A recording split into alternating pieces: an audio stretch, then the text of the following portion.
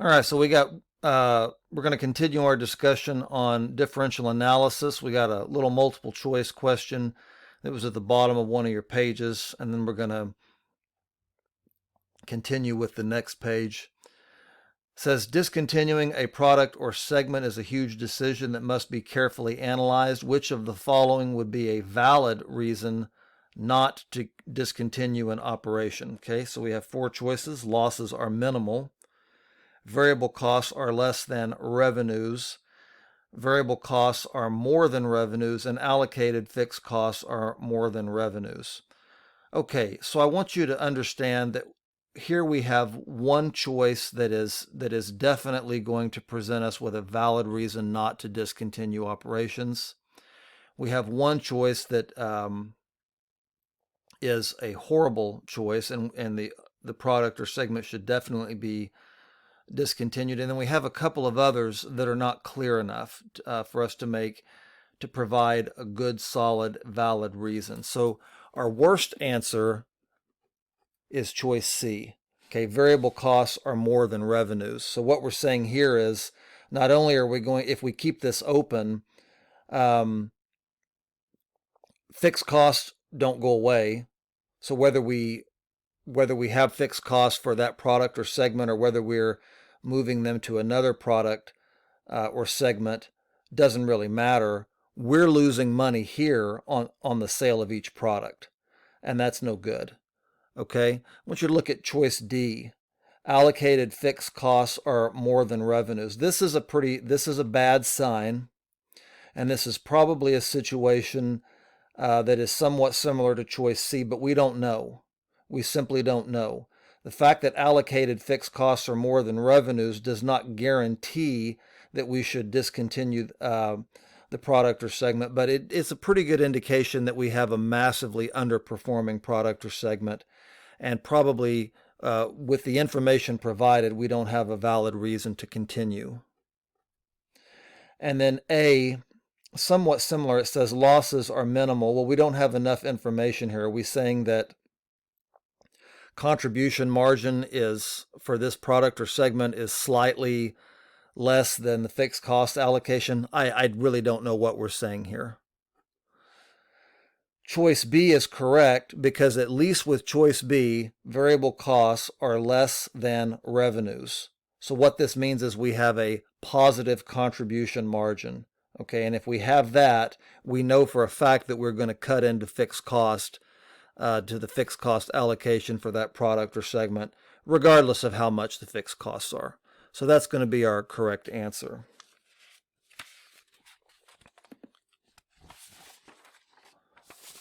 All right, so let's continue. Says here, due to Medicare reimbursement cuts, Loving Home Care is considering shutting down its CNA division. Fixed costs will have to be transferred to the nursing division if the CNA division is discontinued. Based on the following income statement, make a recommendation to the president regarding this decision. Okay. So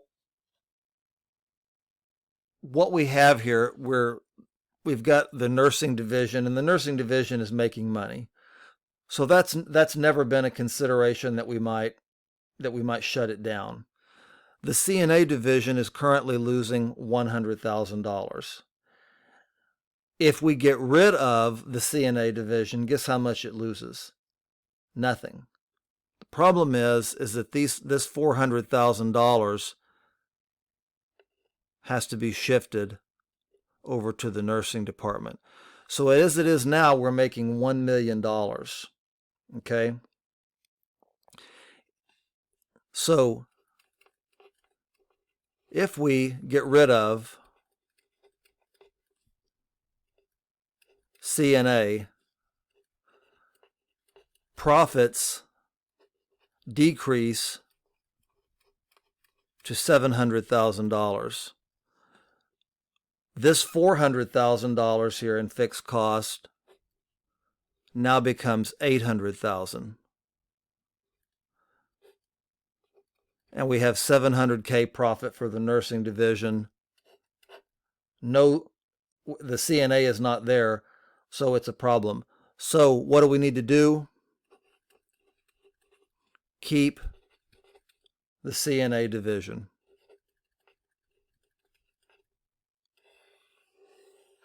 That's what we need to do. Yes, it's losing money, but, and I've kind of crossed through it here, we have a positive contribution margin of $300,000. If we have that, we're good. Okay. The fact that fixed costs are more than contribution margin does not, that doesn't mean anything. Okay. Now, if we were looking at a situation where we had a very, very small contribution margin and the CNA division was rapidly moving towards variable costs exceeding revenues, and it had been, had been a trend over the past 2 or 3 quarters, maybe 4 quarters, that's another story. But based on the information that we have, we need to keep the CNA division because we have a positive contribution margin. Okay, it says all of the following should be considered in make or buy decision, in a make or buy decision except, and we've got 4 choices. Cost savings, that's a very good reason. So we do want to consider that. So therefore that makes it wrong because it's an except question. Quality issues with the supplier. So maybe we find out that we can manufacture something for $100 in-house, all things considered, but we can buy it for $95. But in that situation, if we say, well, you know what, our fail rate is 25% higher if we buy outside, we might go ahead and continue to make it inside. So this is a valid consideration. C, future growth in the plant and other production opportunities. Very, very important. The fact that we might be able to save a little bit of money by making a product in-house, we have to remember opportunity cost.